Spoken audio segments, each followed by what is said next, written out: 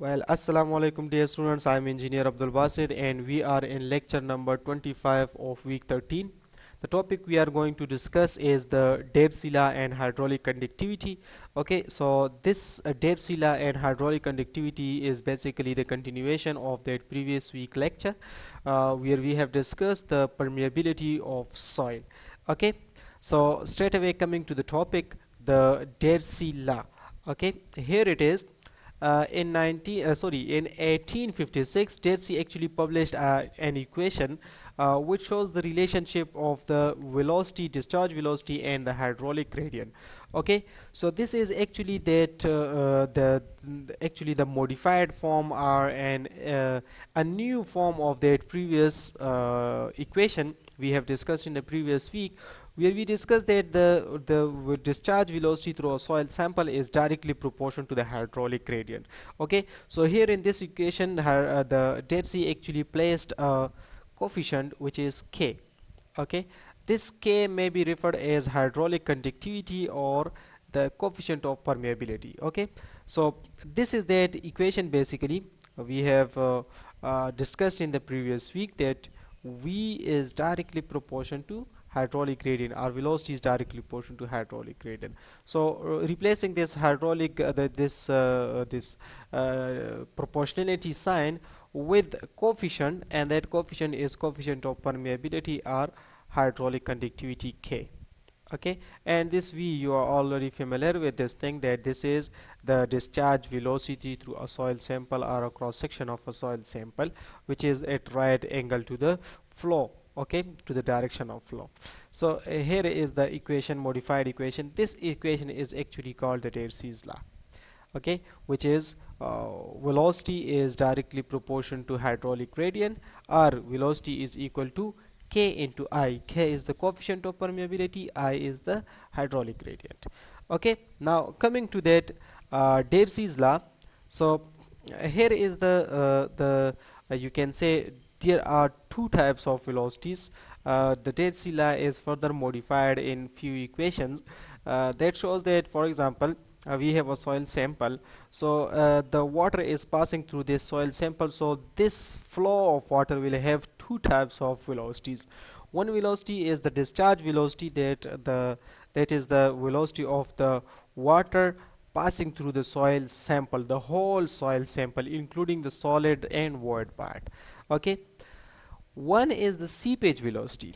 Okay, and that is actually denoted by vs, small vs. Okay, seepage velocity is actually that velocity which is the velocity of water passing through the seeps, through the openings, to the pores. Okay, so you can say the velocity of water through only voids, not the whole sample, through the voids only.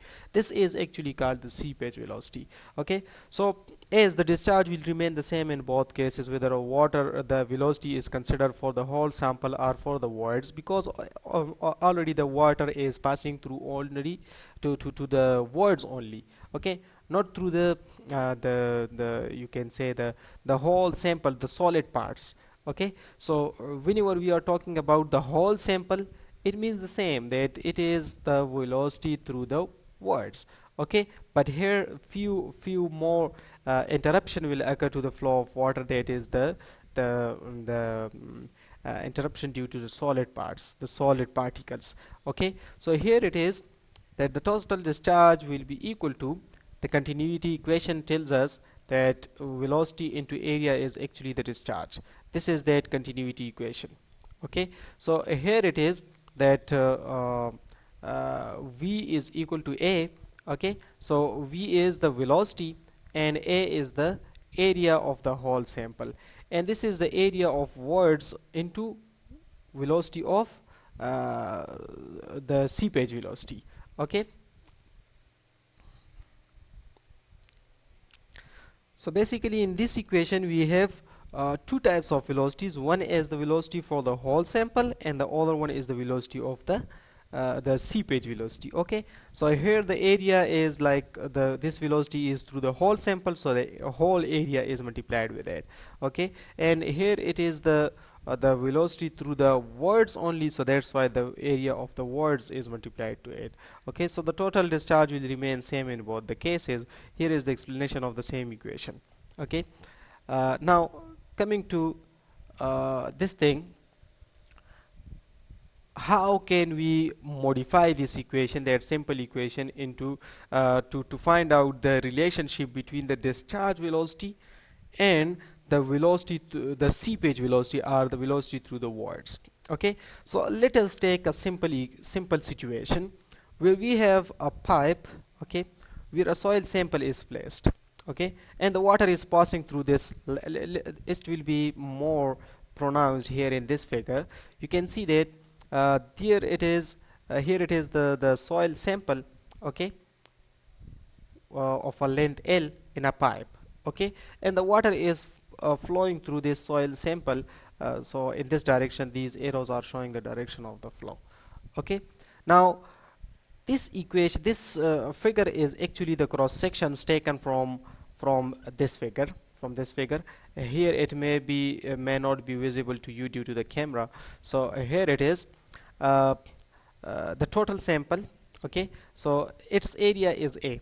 Okay, now the total sample will be consisting of two parts, the voids part and the solids parts. So separating these, it is not the practical situation. This is actually the situation that is like a situation that is being created for the explanation of these equations. Okay, so this is not the practical thing. The practical thing will be like the words will be distributed through these solid parts. It will be in between or mixed up with these solid parts, not these like this separated area. So this white area is actually showing the area of words placed on one side, and this is the solid part, which is area of solids. Okay, so this total area is divided into two parts. Okay, in case this is not visible to you, so I recommend to open this lecture before watching this video, and you will see that everything that is being hidden because of this camera placed over here. Okay, so now the total area, this is total area, and here in this sample, this situation, we have separated the area, total area, or divided the total area into area of words and the area of solids. So you can say the total area is actually equal to the area of words plus area of soil solids. Okay, so now placing this equation, or this area, in the equation that is being presented over here. Here it is, sorry, here. Okay, so this is the velocity. Put the total area over here. Okay, so this area will be equal to area of words plus area of soil solids.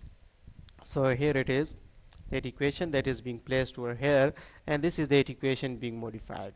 Okay, now you can say that we are actually determining the relationship between the seepage velocity and the total velocity. Okay, so separating this seepage velocity on one side of the equation, so here it is. Okay, now divide this area on the other side, so this is a words area on divided on the other side. So this is like rearranging the equation. Now you can see that this numerator and denominator can be multiplied with L. Okay, so this will not affect the total results of this equation, because it is L is multiplied to the both numerator and denominator. Okay, so now the L can be multiplied inside this brackets, and you can see that area of words multiplied by L and area of solids multiplied by L. So what it leads to, when area is multiplied to length, so it definitely means that it is converted to volume. So if it is the area of words, so this will be the volume of words, and this is the area of solids, so multiplied by L will give us the volume of solids. Okay, and this is area of words, so this is multiplied by L, so definitely will give us the volume of words. Okay, so now this is the equation, modified form of the equation, which is equal to the velocity of the seepage velocity, okay, the velocity of water through the voids. Now coming here, this equation is further modified in this form, like velocity of seepage velocity is equal to, this is v, this is the total discharge velocity, and now modifying this thing, this volume of voids plus volume of solids, like dividing both numerator and denominator by volume of solids, okay, vs, dividing both numerator and denominator by volume of solids, Vs. So here it is the situation, the volume of solid will get cancelled with the volume of solid, 1 will be the answer, and plus, so this is again rearranged, and like these two terms are you can say have changed their places, okay, in this equation, and rearrangement of the equation it is definitely. So you can say here will be volume of voids divided by volume of solids, and volume of voids divided by volume of solids. So what it is actually, volume of voids divided by volume of solids, so this is actually equal to the void ratio, okay, already we have discussed it in the lecture, the lecture 4 or somehow there. So here it is, 1 plus E will be the equation, 1 is a constant, and this is equal to volume, or this is void ratio, so E, okay. Similarly this is also equal to void ratio, so this is void ratio, and this is an equation, okay, 1 plus E divided by E, or the equation actual form of the equation is N is equal to E divided by 1 plus E. So reciprocal of this thing will actually get us the reciprocal of N as well. And what is N? Where N is the porosity. So the relationship between porosity and void ratio can be utilized over here, and that will be like this term, this whole term that is inside the bracket will be replaced with the porosity N, okay. So the modified equation will be Vs is equal to V divided by N. The seepage velocity is equal to discharge velocity divided by porosity. So this is that new modified equation. Let me point it clearly. Here it is, this thing. This is now the new form of the equation, okay. Here it is, okay. Now coming to that next thing, here it is, Darcy's law. Darcy's law actually shows this equation, that V is equal to Ki. So definitely velocity is directly proportional to the hydraulic gradient, so it leads us to a straight line when it is drawn between hydraulic gradient and discharge velocity, okay. So this will give us a straight line, a direct relationship, or a straight line graph, okay. But actual situation in case of clay is not the same, and in case of clay it will give us a situation like this, that it will be a straight line after a specific number is achieved, and that specific number is called I naught and I dash. I dash is actually the vertical line drawn from this point, from where a direct relationship between the hydraulic gradient and discharge velocity is achieved in case of clay, okay. So this is that vertical line drawn from this point, and this is the continuation of that previous line to this point, so this is I naught, okay. So here it is, the equation for the clay will be modified in this form, that K into I minus I naught, this will be the situation, okay. So this will not be that simple Ki, this will be K into I minus I naught. For what case? For the case when you can say that this thing, this hydraulic gradient is greater than or equal to I capital, okay, and this I capital will be achieved from this graph, okay. So no need to calculate it, it will be straight away achieved from this graph.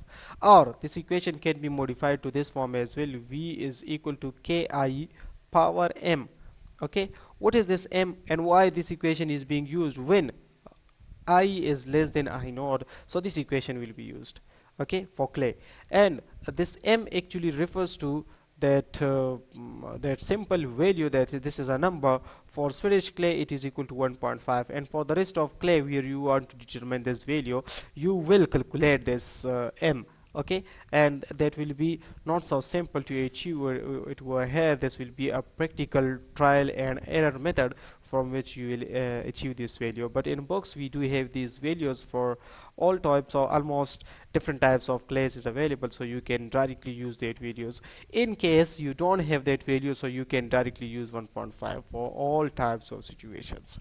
Okay, now this equation and the equation that is discussed previously, this thing and these Darcy law, this whole thing, this is actually being targeted and reinvestigated by many other researchers as well, and they found it like this is not practically applicable to all type of soils. Okay, so then they refuted this type of this type of Darcy law, and then after that in 1976 actually this happened. But in 1970, after that 1976, the many more calculations and research being happened on this topic, Darcy's law, and they found out that the Darcy's law is valid in all type of situation, and they rejected the previous refusal about this law. Okay, so now this is like this Darcy, the equation is in the form of law, not a theory, not a hypothesis. This is a proper law. All the material and the equations given over here are correct and being investigated multiple times. Okay, so coming to that next thing, hydraulic conductivity. So this is the next topic, that is the part of this tutorial, hydraulic conductivity. Simply I may say that hydraulic conductivity is actually the value of the water, or the distance that water is covering in a unit time through a soil sample. Okay, this is actually called hydraulic conductivity. Okay, simple, you can get an idea from these units available over here as well, that cm divided by second, or you can say centimeter per second, is actually the unit used for hydraulic conductivity. So what does it mean? Cm is the unit of length, and second is actually the unit of time. So the distance covered in unit time is actually the hydraulic conductivity. So what does it mean? The distance covered by water in unit time through a soil sample is called the hydraulic conductivity of that particular sample. Okay, so similarly this unit can be used as meter per second in SI, and in foot per minute and foot per day in English units. Okay, so we have different types of unit system as well where you can use hydraulic conductivity and can determine it. Okay, there are multiple other factors as well, which affects the conductivity of the soil. Okay, hydraulic conductivity of soil. So hydraulic conductivity of soil is being affected by fluid viscosity. The more the fluid is viscous, the more difficult it will be for the water to flow, for the fluid to flow through this soil sample. Okay, so less conductivity will leads us to more hydraulic conductivity through the soil sample. Pore size distribution. Pore size distribution mean how much pores are present over there, what are the sizes of the pore, and how they are interlinked. Okay, so these distribution also affect the hydraulic conductivity of soil. Grain size distribution. Grains, somewhere there are small grains, then there are large grains, there are fine grains, and they are mixed together, so then the hydraulic conductivity will be adversely affected. Okay, if the uniform distribution of grain size is present, so then it will be quite more conductivity will be achieved for the same sample. Words ratio, same again, the same thing, pore size distribution and words. Okay, roughness of the mineral particles. Okay, so the more the rough part, the surface of the particles is, you can say the more is the roughness of the particle surface, the more it will be difficult for the water to flow through it, and the least will be the hydraulic conductivity. So this is like inversely related to the hydraulic conductivity. And degree of the soil saturation. So the more the soil is saturated, the more it will be the hydraulic conductivity. In clay soil, structures play an important role in hydraulic conductivity. So in clays soils, soil structure, actually the structure part, actually we have discussed it previous few lectures, that this how is the structure of the clay and the soil is varying due to the clay mineralogy. Okay, so this is like what type of structure of the particles are present in the clay, so it affects the hydraulic conductivity, and it is playing a major role in the hydraulic conductivity and variation in it. Okay, other factors that affect the permeability of the clay are ionic concentration. So ionic concentration definitely affect the flow of water. Why? Because water is actually a polar compound, where it's not a polar compound, but it has two poles, where you can have the hydrogen is on the one side, which is having positive charge, and the you can say that this other thing, that oxygen is on the other side, which is having a negative charge. So whenever there are ions present in the soil, and they are having some charge, so somewhere it will attract the hydrogen, and somewhere it will attract the oxygen, somewhere it will repel the oxygen, and so it will restrict the flow of water by attracting it, repelling it again and again. The value of the hydraulic conductivity varies widely for different soils. So different soils have different hydraulic conductivity.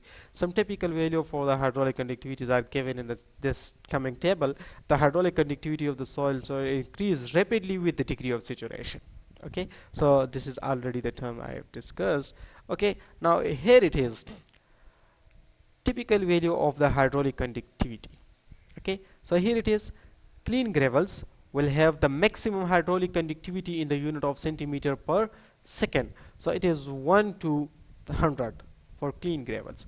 For coarse sand, so the more we are going towards the finer particle, the reduction in the hydraulic conductivity will occur. Okay, so here it is 1 to 100 for the clean gravels, and 0.01 to 1 for the coarse sand, and 0.001 to 0.01 for fine sand, and so on. So for clay, the hydraulic conductivity is less than 0.000001.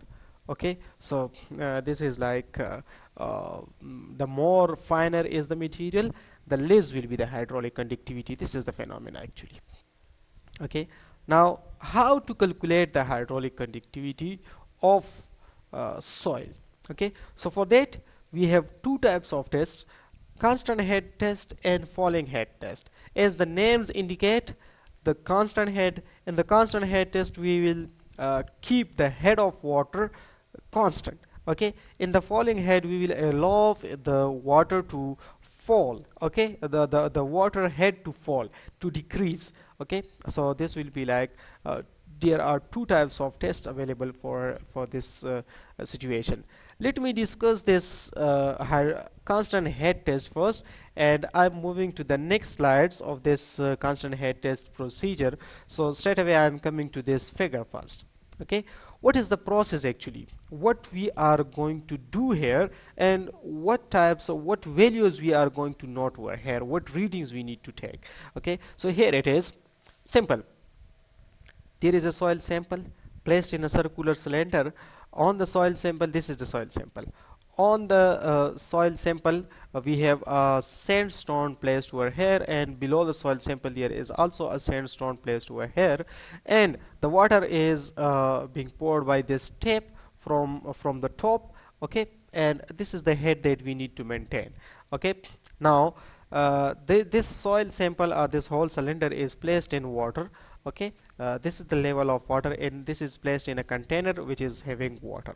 Okay, now the soil sample, the length of the soil sample between these sandstones is from here to here is L. Okay, at the head of water above the soil sample is actually, with respect to this water, is actually this H. Okay, now we are pouring water over here on the sandstone, and we are maintaining this head. So this water will infiltrate through this sandstone, and then will pass through this soil sample, and again will pass through this sandstone, and will add to this container, the water placed in this container. Okay, so as the level of water in this container is increasing, this will the overflow of water will occur from this pipe, and this will be collected in the graduated cylinder. This is a graduated cylinder where we can calculate how much volume of water is passed through this soil sample, and that will be collected over here. Okay, so in this sample, our the situation that should be maintained is a constant head over here. This level of water should not be reduced. Okay, so how to maintain this water? This tap should be open to such a level that that it will pour that much water to this container as much we are getting here in this cylinder, and as much water is passing through this sample. Okay, so if the water passing through this sample is covered by this tap, the water is poured from this tap, so then the head of water will remain constant, and our like the situation we need to maintain here is a constant head. Okay, now the water will continuously pass through it, and that will be collected over here. So we have to keep two situations in our mind. Number one, the head should be maintained constant, and this graduated cylinder, whatever that is achieved over here, should be calculated, and that will be the volume of water passed through this soil sample. Okay, now simple, use this equation to find out the discharge. This is the volume of water collected, so volume of water collected in this jar, that is equal to Q. Okay, AVT, this is that modified form of the continuity equation we have, where we have incorporated this T term as well. So this is not for the unit time, this is for the time for which we are performing the test. Okay, so that's why the T is multiplied over here. So this is the area of the soil sample, this is the soil sample, and the cross sectional area of this cylinder is the A, and T is the time for which we are performing this test, and for which we have collected the water in this jar. Okay, graduated cylinder, and T is the time and V is the velocity of water passing through it. So already in the Darcy law we have discussed that V is equal to Ki, so replace this V with Ki. All these terms are explained over here as well.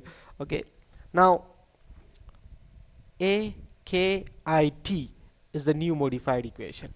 Okay, instead of this I, we can use this value as well. I is equal to H divided by L. Okay, so place H divided by L over here. Okay, so that will be AK H divided by L T. This is that modified equation. So here the value for I is also put it over here, that H divided by L is that value, and K is constant coefficient of permeability, and AK, all these values are constant. Here in this test, our aim is to determine the coefficient of permeability, K, the value for K. Okay, so K is equal to how can we do it? Just rearrange this equation for K, or to be separated on the one side. So K is equal to QLAHT. Just rearranging this equation, it will be like this. Okay, now how can we use this equation now? So all these values are constant except one value. Let me explain it. K is the aim to determine it. Okay, Q is the volume of the water that is collected over here in this jar. Okay, L, what is L? L is actually the length of the soil sample, so here it is already constant. A is the area of the soil sample, thus this is also constant, and H is the head that needs to be maintained over here, and T is the time for which we are performing this test. Okay, so all the values are given, just you need to put it over here and you will get the value for K. So this is how to perform the constant head permeability test, and this will be practically performed in the labs as well.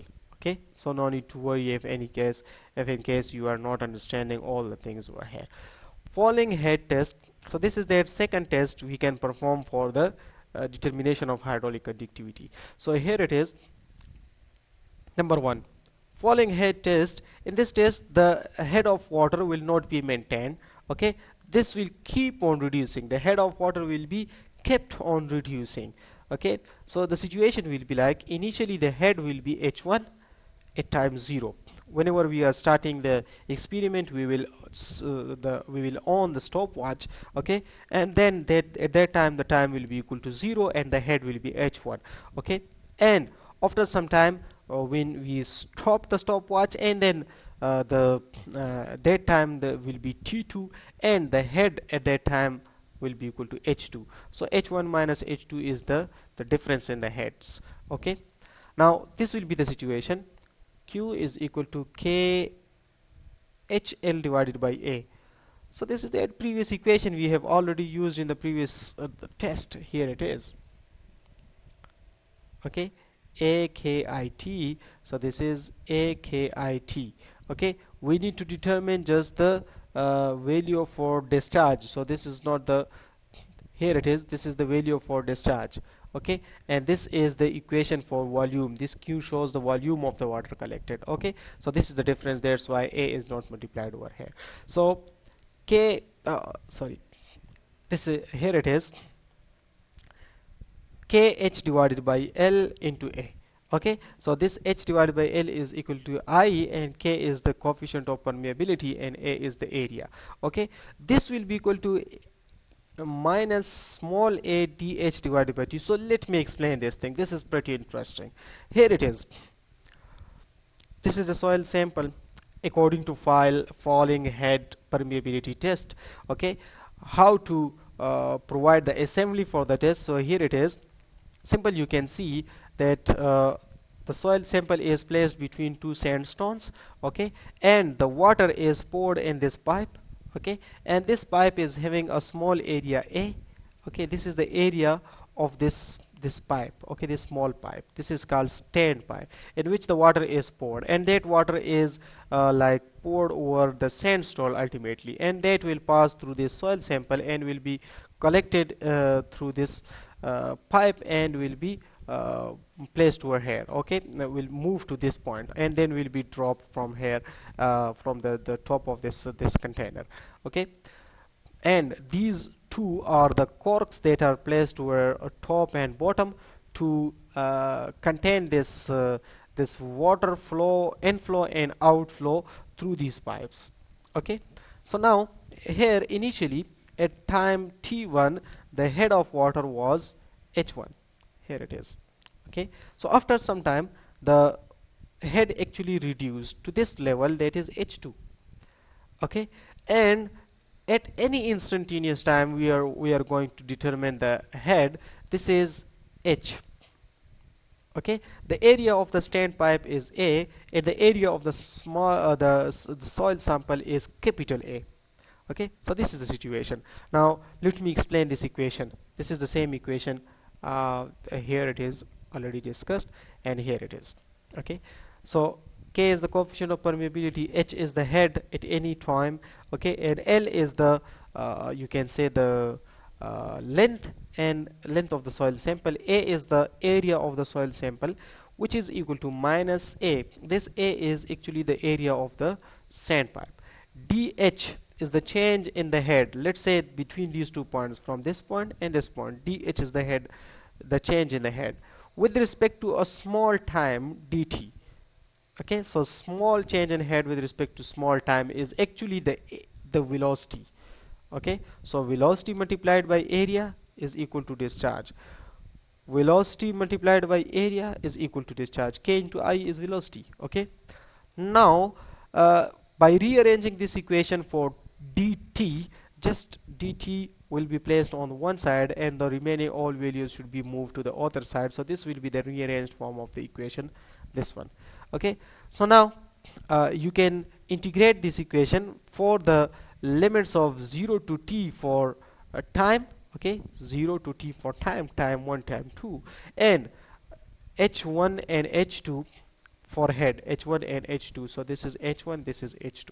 Okay, so we can interpolate these with these small values in between these two limits. Okay, so this will be the modified form dt. Okay, this will be t, simple integration, ALK or the constant, and the integration of minus dt divided by h will be equal to log EH1 divided by simple mathematics. Okay, if the limits are h1 and h2. Okay, so log to the base e, okay, this is actually equal to 2.30 log to the base 10. So log to the base e can be replaced with 2.30 log to the base 10, and the remaining value will remain the same. So this is now the equation for falling head permeability test, where you can determine the coefficient of permeability by using this equation. All the values are constant. This small a is the area of the standpipe, L is the length of the soil sample, okay, the soil sample, a is the area of this soil sample, okay, and t is the time for which we are like performing this experiment, and h1 and h2 are the heads between any two respective points, h1 and h2. Okay, so simple, by putting these values, and log 10 is definitely have its value, and this is constant, so k will be determined from this equation. Okay, so that's all about falling head permeability test. This assembly can be easily understand in the lab work as well. Okay, so that's all from the lecture. Okay, lecture 25. Okay, in the next lecture, inshallah, we will discuss few numericals on the hydraulic conductivity. Here are the examples. Okay, so we will solve these examples as well, and we will discuss the equations we have already learned over here. Okay, thank you very much. Assalamu alaikum.